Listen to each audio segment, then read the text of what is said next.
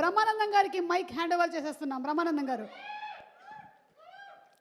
నేను ఇక్కడి నుంచే మాట్లాడతా, పర్వాలేదా? నా బతుకంతా ఇలాగే అయిపోయింది. 40 సంవత్సరాల క్రితం ఇలాగే వెనక నుంచి తోశారు, ఇప్పుడు ఇక్కడికి వచ్చి పడ్డాను. ఇప్పుడు ఏంటి ఒక్కొక్కళ్ళు ఎంతసేపు మాట్లాడుతున్నారో అనుకున్నా. నేను ఎంతసేపు మాట్లాడతానో నాకు తెలియదు. ఎందుకంటే నా వెనకున్నది, నా ముందున్నది, నా పక్కనున్నది, నా చుట్టూ ఉన్నది మా చిరంజీవి గారు. కాబట్టి ముందు గుర్తుపెట్టుకొని చెప్పాల్సిన కొన్ని మర్చిపోయినా పర్వాలేదు, కానీ గుర్తుపెట్టుకొని చెప్పాల్సిన విషయాలు కొన్ని ఉన్నాయి. ఈ సినిమాకి ప్రొడ్యూసర్ మిస్టర్ రాహుల్ యాదవ్. ఈయన వచ్చి నాకు స్టోరీ చెప్పినప్పుడు నేనేమన్నాను, వాళ్ళు ఏమన్నారని అందరూ చెప్పారు. అర్థం కాకుండా మా డైరెక్టర్ గారు కూడా చెప్పారు, ఏ మాటగా మాటే. కానీ మేమందరం కలిసి కూర్చుని చేసేటప్పుడు ఒక ప్యాషన్ ఉన్న ప్రొడ్యూసర్.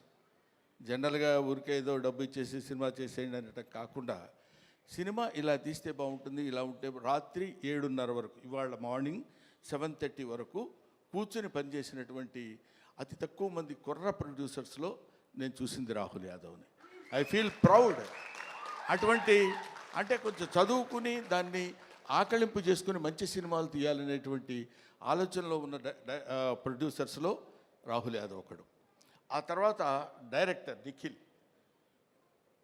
నిఖిల్ తను ముందు అసలు ఫస్ట్ ఒక 3 డేస్ నన్ను, ఇంకా ఇది ఇప్పుడు మన రఘుబాబు లాంటి వాళ్ళను, లేకపోతే ఒక రాజీవ్ కనకాల లాంటి వాళ్ళను చూసినప్పుడు ఒక చిన్న, అంటే నేను వీళ్ళని డైరెక్ట్ చేస్తున్నాను అనే దాని నుంచి ఒక 3 డేస్ కొంచెం తప్పుకోవడానికి కష్టపడింది. ఎందుకంటే వెరీ వెరీ గుడ్ బాయ్, దానితో పాటు వెరీ ఇంటెలిజెంట్ బాయ్. లేకపోతే ఇంత కథ ఈ రకంగా రాయగలిగినటువంటి కెపాసిటీ సామాన్యంగా ఉండొచ్చు. ఇది తాత మనవడు గురించి చెప్పేది. ఒక మాటలో చెప్పాలంటే, with the permission of the producer, ఒక మాటలో చెప్పాలంటే ఒక బేవర్స్ తాత, ఒక ఎడమెంట్ గ్రాండ్ సన్. వీళ్ళిద్దరూ వాళ్ళ జీవితాల్ని ఒక చోట నిలబెట్టుకుని, ఒక చోట కలుసుకుని, ఇద్దరు very good grand father and very good grand son అనే స్థితికి అందంగా తీసుకొచ్చినటువంటి స్టోరీ ఇది. తర్వాత ఇది వ్యాలంటైన్స్ డే రోజున రిలీజ్ చేస్తున్నాం అన్నారు. వ్యాలంటైన్స్ డే అంటే ప్రేమికుల దినోత్సవం.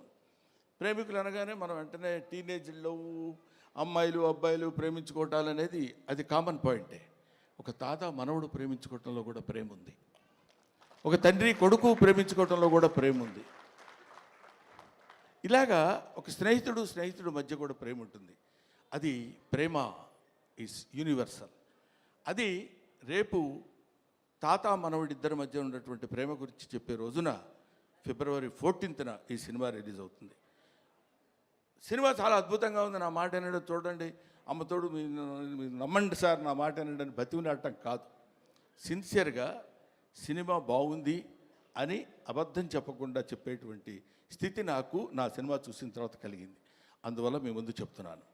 ఆ తర్వాత ఈ సినిమాలో నాకు గురువు, దైవం, ఆద్యుడు, నీ పేరు చెప్తాను అనుకుంటున్నావు కదా నువ్వు?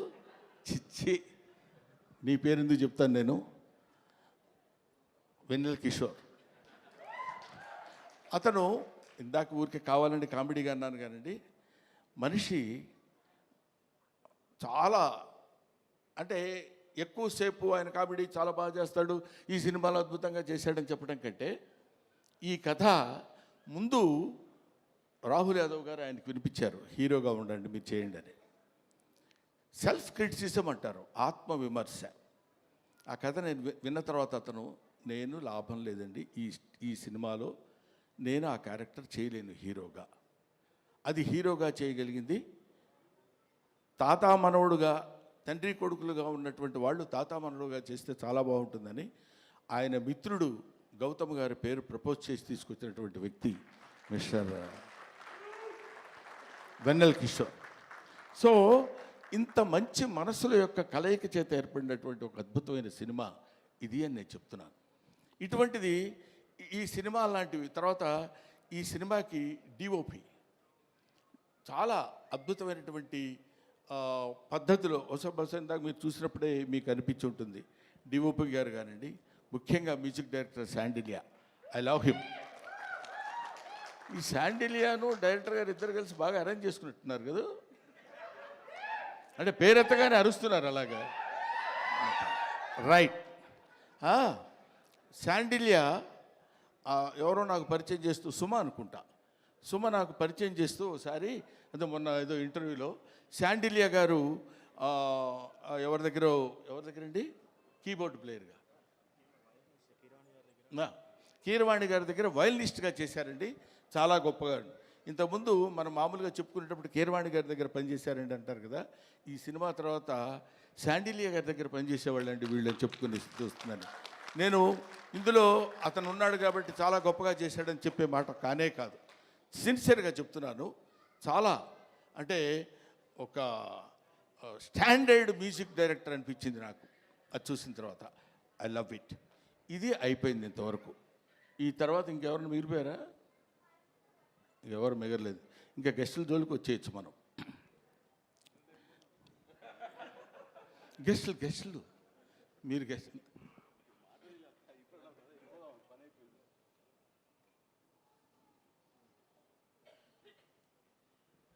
అది ఇప్పుడు అనిల్ రావిపూడి మా అబ్బాయి చెప్పాడు ఇందాక, ఈవీవి సత్యనారాయణ గారు ప్లస్ జంజాల గారు ప్లస్ ఎస్వి కృష్ణారెడ్డి గారు ప్లస్ రేలంగి నరసింహారావు గారు వీళ్ళందరినీ ఒక మిక్సీలో వేసి గిర్రుని తిప్పితే అనిల్ రావిపూడి. వీళ్ళల్లో ఎక్కడ ఏది ఎంతవరకు వాడాలో అంత అద్భుతమైనటువంటి కామెడీని ఈ రోజుల్లో పండించి తనకంటూ ఒక ప్రత్యేకమైన స్థానాన్ని తెచ్చి this is the power of comedy అని ప్రూవ్ చేసినటువంటి director today, that is Anil Ravipudi. This is the power of comedy అని ఊరికే నేనేదో సౌండ్ పెంచి మాట్లాడుతున్నానని కాదు, 300 crores కలెక్ట్ చేసినటువంటి సినిమా తీసినటువంటి వ్యక్తి. సో అటువంటి అనిల్ రావిపూడి ఆయన డౌన్ టు ఎర్త్, పిలవగానే అలాగే గురుగారు డెఫినెట్గా వస్తాను అని చెప్పొచ్చారు. ఆ తర్వాత మనందరం తెలుసుకోవాల్సినటువంటి వ్యక్తి, మనకి ఆదర్శప్రాయమైనటువంటి మనిషి అని అనొచ్చు, అనటానికి పెద్ద ఏమీ ఇబ్బంది పడాల్సిన అవసరం లేదు. నాగ అశ్విని గారు, ఆయన కల్కి సినిమా డైరెక్టర్. మామూలుగా ఒక సినిమా డైరెక్షన్ చేస్తేనే అసలు డోర్ దగ్గరనే కారు ఒకటి తీస్తాడు, అది తీసి ఫ్యామిలీ అనుకుంటూ వచ్చే రోజుల్లో ఒక సినిమాలో కామెడీ క్యారెక్టర్ ఏదో చేస్తే అద్భుతంగా పండిపోతే నా అంత టోళ్ళు లేడనుకునే రోజుల్లో ఆయనకు ఒక కారు ఉంటుంది. అది ఎవరి కోసమో వాళ్ళందరినీ మెప్పించడం కోసం పెట్టే కారు కాదు, తన పద్ధతి, తన విధానం, తను very very very what is human being అనేది ఎలా ఉండాలో మనం నేర్చుకునేటువంటి అతి తక్కువ మంది ఈ రోజుల్లో భూమి మీద సంచరిస్తున్నటువంటి రోజుల్లో నాగాశ్విన్ ఒకడు. I love him, I respect him, I admire him, everybody should admire him. ఇవాళ మనం మాట్లాడుకుంటూ చెప్పే విషయం అయిపోయారు. రఘుబాబు అనుకుంటున్నాడు నా గురించి చెప్పడేంటి, వాడు మన సుధాకర్, కమెడియన్ సుధాకర్ కొడుకున్నాడు అక్కడ బెన్నేని. వీళ్ళందరూ కొంతమంది ఉన్నారు, ఆడపిల్లల విషయం కన్ఫ్యూజ్ అవుతాను పేర్లు. మీరు మాట్లాడితే తాత తాత అంటున్నారు. నాకు చాలా సంతోషంగా ఉందండి. ఎంత సంతోషంగా ఉంది తాత అంటే. అసలు మరీ ఈ అమ్మాయి అయితే రావడం తాత అనుకుంటూ వస్తుంది సెట్లోకి. అంత మరీ వినపడేట్టు అరవక్కర్లేదులేమ్మా, తాత అనే క్యారెక్టర్ తెలుసు కదా, దానికి ఎందుకు దాని గురించి అని. సరే, ఆడపిల్లలు వాళ్ళ మేరకు అందరి చేత అద్భుతంగా నటింపజేయించినటువంటి దర్శకుడికి, వాళ్ళకి అవకాశాన్ని కల్పించినటువంటి ప్రొడ్యూసర్ గారికి, అందరికీ నా హృదయపూర్వకమైన నమస్కారాలు తెలియజేసుకుంటూ, ఎవరినైనా మర్చిపోయి ఉంటే క్షమించండి, లేకపోతే లేదు, అది మీ ఇష్టం, నేను దానికి ఏం చెప్పలేను. పోతే one and only that is megastar Chiranjeevi. Megastar Chiranjeevi గారి గురించి కోర్స్ ఆయన గురించి మాట్లాడటానికి నా ఒక్కడికే క్వాలిఫైడ్ మ్యాన్ అనుకుంటున్నాను. నేను 40 సంవత్సరాల సుదీర్ఘమైన ప్రయాణం ఆయనతో, నా 4 decades. ఆయన ఖైదీ సినిమా చూడటం కోసం భీమవరంలో, అప్పుడు అత్తిరి కాలేజీలో లెక్చరర్గా చేసేవాడిని. భీమవరం వచ్చినప్పుడు పని మీద హడావుడిగా వెళ్ళిపోయి ఆ సినిమా చూసి వచ్చి ఎవడో కుర్రాడు భలే చేస్తున్నాడు రా అసలు ఏదండి అదే చెప్తున్నాను.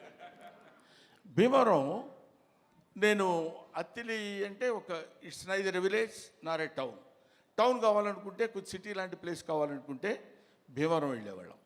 అప్పుడు నా మిస్సెస్ ప్రెగ్నెంట్గా ఉంది.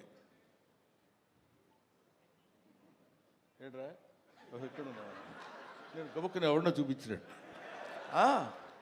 ఉన్నప్పుడు తను తీసుకుని భీమవరం వెళ్ళి భీమవరంలో చెకప్ చేయించుకొని అది పాజిటివ్ వచ్చింది అనగానే గబ పరిగెట్టుకుంటూ ఆవిడని లాక్కుని ఆల్మోస్ట్, ఎందుకంటే ఆ సినిమాలో ఫస్ట్ ఫైట్ బిగినింగ్లోనే ఫైట్ ఉంటుంది, ఇది ఖైదీ ఫైట్. అంతవరకు అట్లాంటి ఫైట్ చూసిన వాళ్ళు లేరు. ఇవాళ చిరంజీవి గొప్పోడయ్యాడు, చిరంజీవి చాలా గొప్పోడయ్యాడంటే he is the trend setter. Trend setter అంటే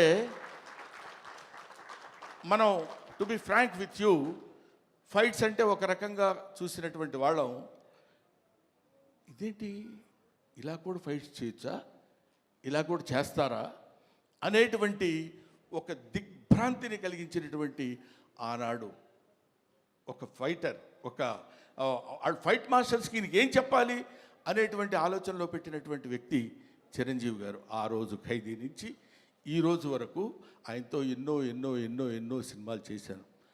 అది పక్కన పెడితే ఆ తర్వాత కొంతమంది, ఇప్పుడు నేను కొన్ని ఫంక్షన్స్కి ఆయనతో పాటు అప్పట్లో ఘరానా మొగుడులో అది గుంటూరులో జరిగింది, 100 days ఫంక్షన్ గుంటూరులో జరిగితే మొత్తం అంటే కనుచూపు మేరకు ఇప్పుడు ఇట్లా కూర్చున్నప్పుడు ఇది ప్యాంటు ఇది షర్టు ఇట్లాగా కనపడేది కదా, అలా కనపడలే. ఇక్కడి నుంచి చూస్తే అన్ని తలకాయలు అలా అలా అలా కదులుతున్నట్టున్నాయి, 1 ఎకరం 2 ఎకరాలు. అది Chiranjeevi charisma on the stage. అది నేను చూశాను కాబట్టి నేను ఒక్కడే ఆ విషయం చెప్పగలను. అది ఆయన కారులో లక్కీగా ఏంటంటే అప్పుడు బ్రహ్మానందం చిరంజీవి గారికి చిన్న అల్సేషన్ డాగ్లా ఉండేవాడు. అంటే ఆయన రక్షిస్తాడని కాదు, ఆయన కారు ఎక్కితే గబుకన్ డాగ్ కూడా ఎక్కి కూర్చుంటుంది. అది Brahmanandam place on those days. అక్కడి నుంచి ఆయన ఎక్కిన బస్సులో బెజవాడలో స్టే చేసి గుంటూరు వరకు వస్తున్నప్పుడు బెజవాడ నుంచి గుంటూరు వరకు జనం బస్సు పక్కన ట్రైన్స్లో దాన్ని ఏమంటారు మోటార్ సైకిళ్ళ మీద వాటి మీద వీటి మీద వెనక ఏమైనా అయిపోతామేమో అన్న భయం కూడా కలిగే రోజుల్లో అది ఆయన చరిష్మా. కాలు కదిపితే 2 రాష్ట్రాలు, ఇవాళ 2 రాష్ట్రాలు, ఒకప్పుడు ఆంధ్రప్రదేశ్ గిల్ల గిల్ల గిల్ల గిల్ల కొట్టుకునేది. చిరంజీవి డాన్స్ అంటే ఇది కదా చిరంజీవి డాన్స్ అని అనుకునేవాళ్ళు.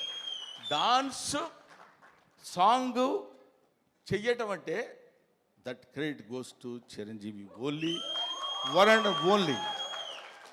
ఆ తర్వాత ఫైట్స్, తర్వాత కొన్నాళ్ళు మాకు భయం వేసింది, మా బొచ్చల్లో రాయేస్తాడేమో అని. అంత బాగా కామెడీ చేస్తాడు ఆయన. అది చూడండి, అది ఏమీ ఎరగనట్టు అట్లా ఫేస్ పెట్టి ఇలా అన్నట్టు, ఎంత మేమందరం సరదాగా కామెడీ సార్ ఏ కిషోర్ నువ్వు కూడా చేసినట్టున్నావు కదా, ఏముంది సార్ అన్నట్టు ఉంటుంది. కానీ మన భయాలు మనకు ఉంటాయి. అది అనేక రకాలైనటువంటి, ఇప్పుడు ఎవరు నేర్పారమ్మ ఈ కొమ్మకు పూలిమ్మని రెమ్మకు అన్నట్టు, ఎవడు నేర్పాడు ఈయనకి హార్స్ రైడింగ్? ఎవరు నేర్పాడు?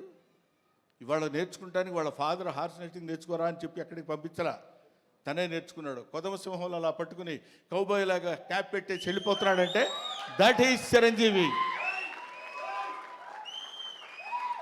అసలు బంగారు కోడి పెట్ట అన్నప్పుడు ఇదిగో ఇది 25 years బ్యాక్ చరిత్రని ఇప్పటి వరకు మీరు గుర్తుపెట్టుకుని ఉన్నారు. That is Chiranjeevi. ఊరికే నేను చిరంజీవిని పొగట్టడం కోసం నేను ఇవాళ రమ్మలేదు. ఆయన ఇవాళ యాక్సెప్ట్ చేసి ఇక్కడికి వచ్చి ఏది చేసినా అదొక అద్భుతం, ఏది చేసినా అదొక ఆశ్చర్యం. కొన్ని ఆశ్చర్యాలు మనం చేయలేం, అవి కుదురుతాయి అంతే. Wonders cannot be made, they happen. అటువంటి ఆశ్చర్యకరమైనటువంటి జీవితాల్లో జన్మల్లో ఒక జన్మ చిరంజీవి గారిది. ఇంకా చాలా చాలా చెప్తూ, అందుకనే ఆయన్ని ఊరికనే చాలా గొప్పవాడండి చాలా గొప్పవాడని కాకుండా కారణ జన్ముడు అనటానికి రీజన్ అది. ఇటువంటి కారణాల వల్ల పుట్టినటువంటి వ్యక్తి. ఇందాక నుంచి ఇప్పుడు ఆ అమ్మాయి మాట్లాడుతున్నప్పుడు చిరంజీవి గారు మిమ్మల్ని చూస్తూ అని కళ్ళ నీళ్ళు పెట్టేసుకుని ఆ యాంగ్జైటీ, ఎక్సైట్మెంట్ నేను చూశాను చాలా చోట్ల. ఆయన పక్కనే ఉంటుండేవాడు కదా, వెళ్ళినప్పుడు ఎవరైనా వచ్చేసి గడగడ పడుకుని ఇలాంటివి ఎన్ని ఎన్ని ఎన్ని ఎన్ని చూశాడు. ఆయన చూడని చరిత్ర, ఆయన చెప్పని చరిత్ర, ఆయనకి తెలియని చరిత్ర. That is Chiranjeevi. ఈరోజు చిరంజీవి గారు ఇంకొక విషయం చెప్పేసి బోరు కొడుతున్నారా అనిపించుకోవడం కోసం చెప్పా. ఇంకో విషయం ఏంటంటే, నేను కింగ్ ఇండియన్ సినిమా కాదు, కింగ్ ఆఫ్ వరల్డ్ ఫిలిం. ఇవాళ కాదు, నేనేదో ఊరికనే మీరు ఇండియా అన్నారు కాబట్టి నేను వరల్డ్ అందామని కాదు. ఇలాంటి మూమెంట్స్ కొన్ని లక్షల మూమెంట్స్ చేశాడు. ఊరికే చిరంజీవి గారి గురించి ఇంకా ఎంతో గంటలు గంటలు గంటలు గంటలు చెప్పినా సరిపోదు. ఒక్క విషయం చెప్తున్నా, మొన్న ఈ మధ్య వచ్చినటువంటి Guinness book of world record గురించి. ఒక సాంగ్లో కొన్ని మూమెంట్స్ ఉండాలి. అలాంటి మూమెంట్స్ ఇప్పుడు మీరు ఒకసారి చిన్నపిల్లలే ఉంటే గుర్తుంటుందో లేదో తెలియదు కానండి, రగులుతుంది మొగలి పొద,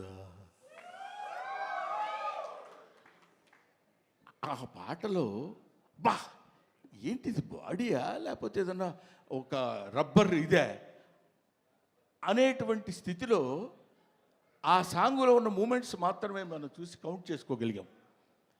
ఒక్కొక్క మూమెంట్ ఓకే చేయడానికి ఆ కొరియోగ్రాఫర్ ఎన్ని టేక్స్ చేస్తుంటాడో ఆలోచించండి. హీరోయిన్ తప్పు చేసినా చేయాలి, ఆయన తప్పు చేసినా చేయాలి, పొరపాటు జరిగితే చేయాలి. అలాంటిది ఒక్కొక్క పాటలో కొన్ని 500 సార్లు 1000 సార్లు రిహార్సల్ చేసి ఉంటాడు ఆయన. అలాంటి పాటలు ఎన్ని సినిమాల్లో చేసి పాట, డాన్స్, కొరియోగ్రఫీ అంటే చిరంజీవి. కొత్త వాళ్ళు ఎవడన్నా వచ్చాడంటే ప్రభుదేవాకి ఆ రోజుల్లో చెప్పి దా నువ్వు చెప్పు చెయ్యి ఏం చేస్తావని జగదేక వీరుడు అతిలోక సుందరిలో చేస్తుంటే అది ఈయనకి ఏం చెప్పాలి ఎలా చెప్పాలి అనే లారెన్స్ మహర్షి దగ్గర నుంచి తిప్పలు పడ్డాయి నాకు తెలుసు. అటువంటి చిరంజీవి గారి గురించి ఇంకా చాలా చాలా చెప్పచ్చు. ఇప్పుడు ఎంత ఎదిగినా అంత ఒదిగి ఉండేటువంటి మనస్తత్వం కలిగిన వాడు చిరంజీవి అంటానికి నా బిడ్డ విషయంలో జరిగిన చిన్న సంఘటన చెప్తాను. ఇంతటితోటి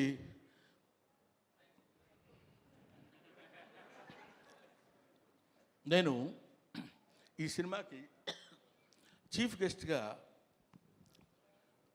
ఆయన్ని పిలుద్దాం అనుకుంటే సరే ప్రతిసారి మనకు తెలుసు కదా ఆయన గురుగారు మన ఇంట్లో అంటే వస్తాడు ఆయన. వీడి ప్రతిదానికి ఎక్కడ ఏదైనా రండి అంటాడేంటి అని అనుకుంటారేమో అనే ఆలోచనతో కొంచెం తటపటాయించా. నాకు నా తమ్ముడు ఉన్నాడు ఎదురుగా, రాజా రవీంద్ర. అతనితో చెప్పా ఇట్లా, మీరు ఎందుకు సార్ అలా అనుకుంటారు, ఆయన అలా అనుకోడు సార్ అన్నారు. అయినా నాకు కొంచెం చాలక ఎవరినన్నా పిలుద్దామా, ఎలాగన్నా ఎవరన్నా వస్తే బాగుంటుంది కదా అనుకుంటే ఈ విషయం తను చిరంజీవి గారికి చెప్పాడు. ఏమండి బ్రహ్మానందం అనే సినిమా వాళ్ళ అబ్బాయితో తీశాడు, యాక్ట్ చేశాడు, మిమ్మల్ని చీఫ్ గెస్ట్గా పిలవాలనుకున్నాడు. కానీ గురువుగారిని మరీ మనం ఎక్కి తొక్కేసినట్టు బాగుండదురా, ప్రతి చోటకి 9వ తారీఖు 5వ ఫంక్షన్ ఉంది, 10వ తారీఖు అయితే మళ్ళీ 11వ తారీఖు ఫంక్షన్ అంటే కొంచెం ఇబ్బందిగా ఉంటుందని అన్నాడంటే